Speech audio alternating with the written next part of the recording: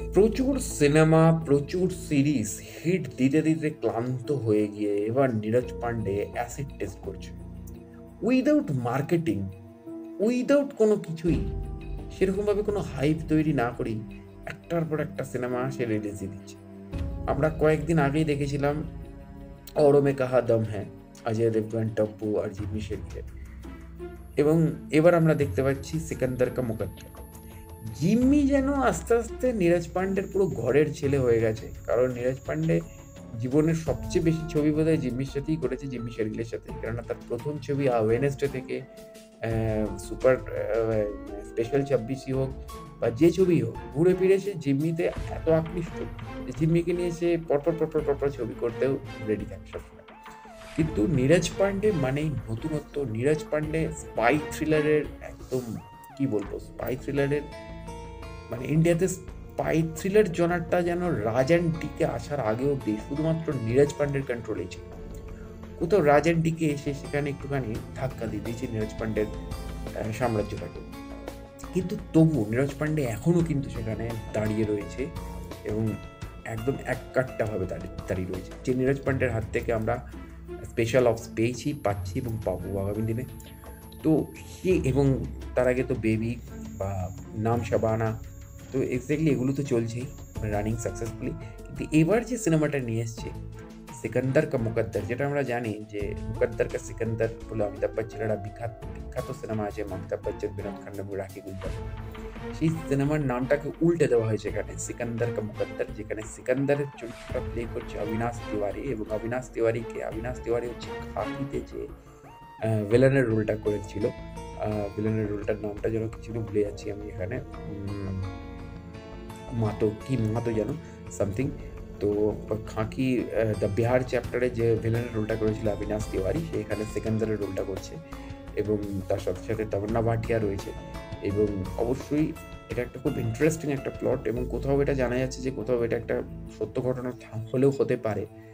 কারণ এই গল্পটার প্রেক্ষাপট দেখানো হচ্ছে একটা মিউজিয়াম থেকে একটা হিরে চুরি হয়ে যাচ্ছে, প্রায় 50-60 কোটি টাকা দামের একটা হিরে চুরি হয়ে যাচ্ছে। কিন্তু সেই হিরেটা কীভাবে চুরি হচ্ছে সেখানে মানে কিছুই বোঝা যাচ্ছে, মানে চোরকে কোনো ট্রেস করা যাচ্ছে না, বা চোরকে ট্রেস করা গেলেও সেই চোরদেরকে অজ্ঞান অবস্থায় বা মৃত অবস্থায় পাওয়া যাচ্ছে। তো এক্স্যাক্টলি, কিন্তু এখানকে যে তদন্তকারী অফিসার, তার কিন্তু সন্দেহ দাঁড়াচ্ছে যে এই চুরিটা ওই চোরেরা করে।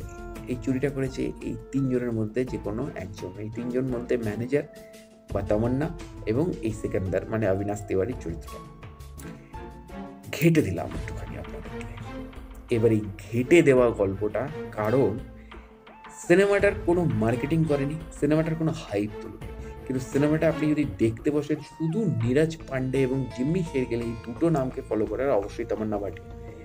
অবিনাশ তিওয়ারি তো উঠছে আস্তে আস্তে, অবিনাশ তিওয়ারির এখন রাইজিং টাইম। তো এক্স্যাক্টলি যদি নীরজ পান্ডে বা জিম্মি শেরগিলের নামকে ফলো করে আপনি যদি সিনেমাটা দেখতে বসেন, তাহলে আপনি ঘাঁটতে ঘাঁটতে ঢুকবেন সিনেমাটার মধ্যে।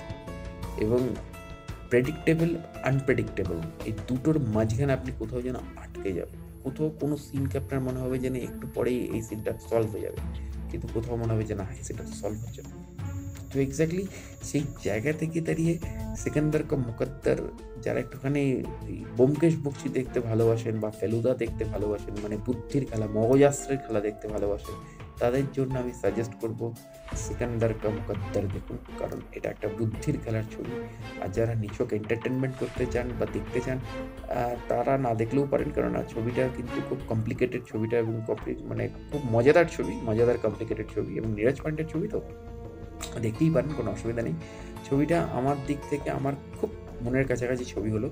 এবং আরও মানে নীরজ পান্ডেকে তো আমি অন্যতম গুরু মনে করি, মেন্টর মনে করি। তো এক্স্যাক্টলি সেই জায়গা থেকে দাঁড়িয়ে নীরজ পান্ডে মানেই অসাধারণ কিছু প্রেজেন্টেশন, যেটা আপনি MS ধোনি থেকে বলুন, স্পেশাল 26 বলুন, বেবি বলুন, ওয়েডনেসডে বলুন, বা সিরিজের মধ্যে স্পেশাল অপস বলুন, খাকি বলুন, কি বলবেন, একটার পর একটা থামবে না। বা আমাদের বাংলায় উনি নিজে ডিরেক্ট না করলেও, বাংলায় একটাই ছবি আছে নীরজ পান্ডে, উনি নিজে ডিরেক্ট না করলেও শুধুমাত্র পেছনে দাঁড়িয়েছিলেন, সেটা হচ্ছে রয়্যাল বেঙ্গল টাইগার। ছবিটা সেরকমভাবে হাইপ ওঠেনি, কারণ বাঙালি পাবলিকের, তৎকালীন সময়কার বাঙালি পাবলিকের মাথার উপর দিয়ে চলে গেছিলো, এখন হয়তো বাঙালি নিতে পারবে।